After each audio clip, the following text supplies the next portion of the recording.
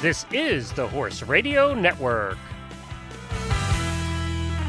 This is episode 714 of Horse Tip Daily. A different horse tip, a different equine topic, a different equestrian expert every day.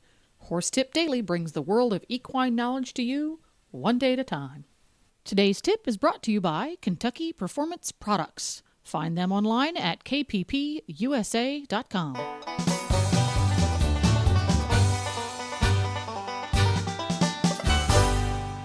Greetings, horse people. Coach Jen here, and thanks for tuning in to Horse Tip Daily.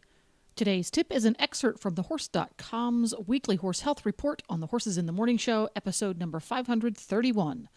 Thehorse.com digital editor Michelle Anderson and Dr. Jones of Florida Equine Veterinary Services join the Hit'em crew for the latest on equine influenza. But first, let's hear from our sponsor, Kentucky Performance Products. Spooky, tense, edgy, unfocused? If these words describe your horse, a calming supplement could make training easier and riding more fun.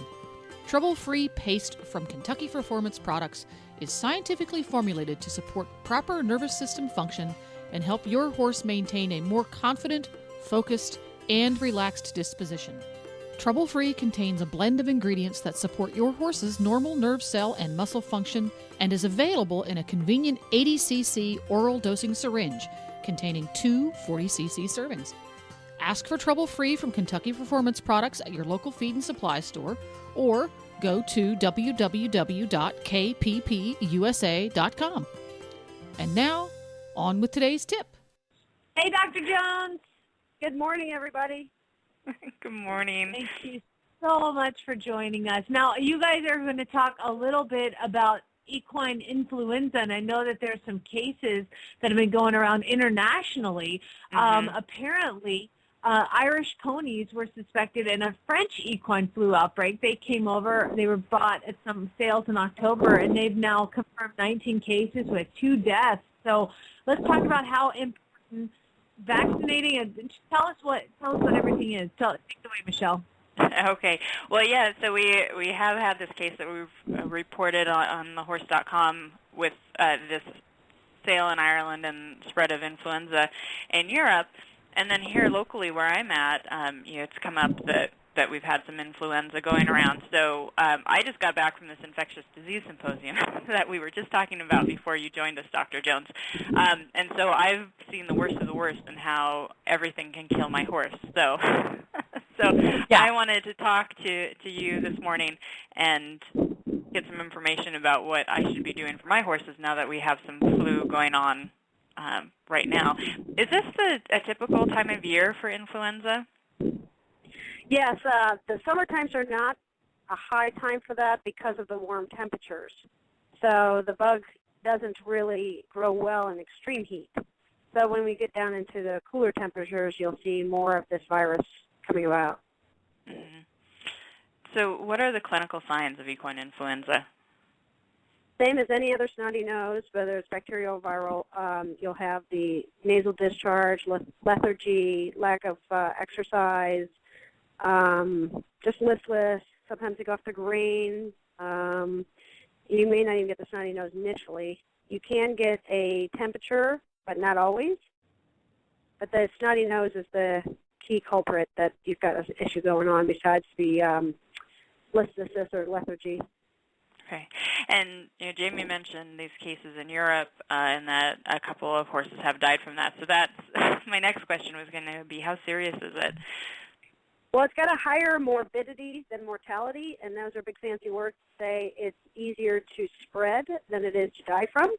Mm-hmm. So there are cases that horses do pass away from it, but that depends on the extent of it. It's usually secondary bacterial issues going to pleural pneumonia, or septicemia. Those are your final culprits that would lead to death. But the flu bug itself is very contagious. And Europe itself has a very good program to try to prevent it by having passports for horses. And on their passports, they're supposed to have flu vaccines done every 6 months. And they should be documented in those passports. So they really try to control it well in Europe. Here, the passports aren't as required unless you're doing an FBI level show. And at the infectious disease symposium, I saw some stuff on pneumonia that was very frightening, very scary stuff. Oh yeah. Yeah. And we'll be reporting on that on the horse in the coming months. But also, with the spread here in the U.S., California had some really interesting things that they've been doing to help limit the spread of infectious disease, especially influenza. Do you know of any other things that are done in the States, or is it up to show management and boarding facilities to really crack down on that getting spread? Oh yeah, just like they're experiencing in the racing world right now, the less government intervention, the better is the attitude. And so there really isn't any general rules, even coming from USEF, regarding housing of the animals at shows or at your own boarding facilities. I always recommend that if any new horses are coming in, just like we've discussed before on the show, they go into what they call a welcome barn, which is away from, even pastured away from the other horses. And you give them their quarantine period, I always say 1 month, but 14 to 21 days is the usual incubation period for some of these bugs to transfer or to be incubating in a horse and spread it to the next. So when you go to a show, you really can't have everybody in their own separate barn or their own separate stall. So you have that risk of them being housed next to each other, and vaccines would be your best prevention in those situations, as well as not sharing water buckets and not going nose to nose and things like that. Mm-hmm. And so I was also going to ask, how is it spread? So is it mostly the nose-to-nose contact, or can it be spread through like grooming tools, or you mentioned buckets? Oh, yeah. I mean, if you have a grooming tool that for some reason got some sort of nasal discharge on it, yeah, they call those fomites, meaning they're carriers. They don't produce more virus within that brush or rag or whatever you've got. But if you quickly go from one horse to the next, it's almost as if that horse touched nose to nose. So, yeah, keeping separate tools for each animal, whether it's a rag to wipe off their face before you go into the show ring and wipe off the saliva out of the mouth, is recommended. Each horse has their own, as well as the brushing. But mostly it's nasal discharge or cough and snort. So as we've discussed before, they can go up to 35 feet when they cough or snort. And so you think about those stalls in a barn or the showgrounds, they're pretty close together. And an aisleway might be 10 feet across or it might be 12 feet across. That's still just not enough room to keep your horse safe. Yeah. So what horses are most susceptible to influenza? I would say those that are immune compromised. So what does that mean? That means babies, because their immune system hasn't developed quite well yet. The aged horse, who might be having some immune compromised situations due to their age.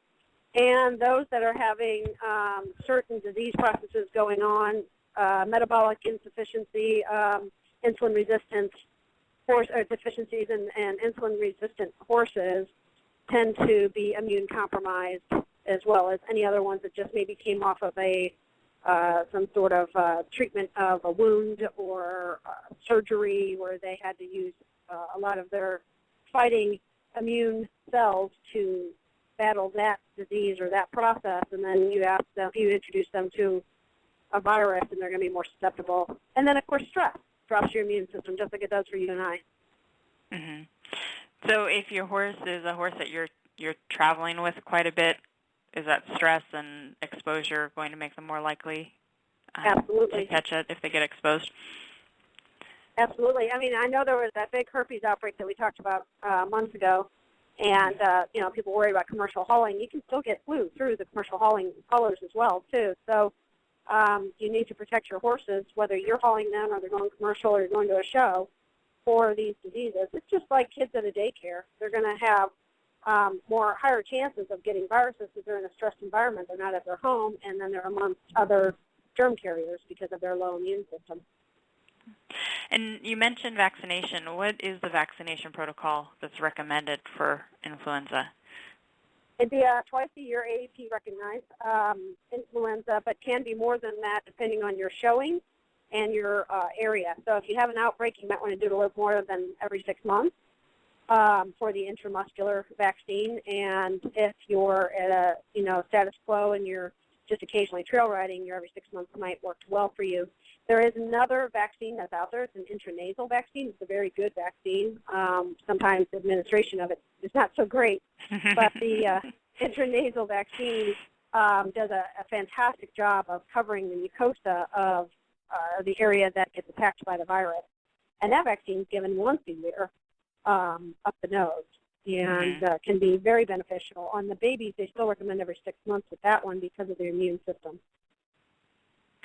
Yeah, and I laugh at that because my horse, the intranasal vaccine, he never had an issue with the vet until he started getting up his nose. He really doesn't like that, so that's a lot of fun. We wait until he's knocked out having his teeth done. That's exactly what I recommend to my clients and anybody out there in the world is that if you're going to use that vaccine and it's going to be done once a year on your horse, you usually do your dentistry once a year, or if you have a gelding, teeth cleaning, that might need sedation, do it while they're sedate, and make it a very easy experience for the owner, the veterinarian, and the horse, because it can be a little dangerous when they're getting quite upset with the intranasal. So in my area, we did have our local equine hospital posted on Facebook that they'd had some cases of influenza, or had seen some cases, and just they put out the clinical signs so that everyone was aware of it. And so I ran out and to my feed store and bought vaccines for my horses. Should I talk to my vet before I give those, or because they're over the counter? Yeah, if you're using the intranasal, you may not have to booster it, so definitely talk to your vet about your boostering program. And some of those feed store vaccines, there's different variations on the flu, and we could get into the specifics of it, and I would actually refer you to an immunologist on that discussion, because they have like the Kentucky 94 and all different varieties of flu bugs in that vaccine. And you really need to know which variety is in your outbreak, and your veterinarian would be a little bit more apt at guiding you down to the proper vaccine that would cover that particular outbreak.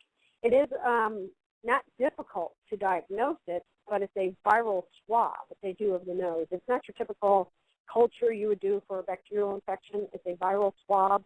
Has to be sent off to particular labs for that viral swab to be evaluated appropriately. So, to plan to spend a little extra time in getting your results back and maybe a little extra money in getting the diagnosis. But it's good to differentiate it from the rhinovirus, which also can cause snotty noses, but that's also the one which is also called herpes, the one that most people get frightened about because of the neurologic form. So it's good to differentiate from one to the other and know that you've got influenza and not the rhinopneumonitis or the herpes. And in the end, it seems like vaccination is just such an inexpensive way to protect our horses from these contagious diseases that could cause much bigger problems. It's the cheapest way to go. I tell people that, granted it's a snotty nose, not too many horses would die from a snotty nose, especially if you jump on treating it right away. And when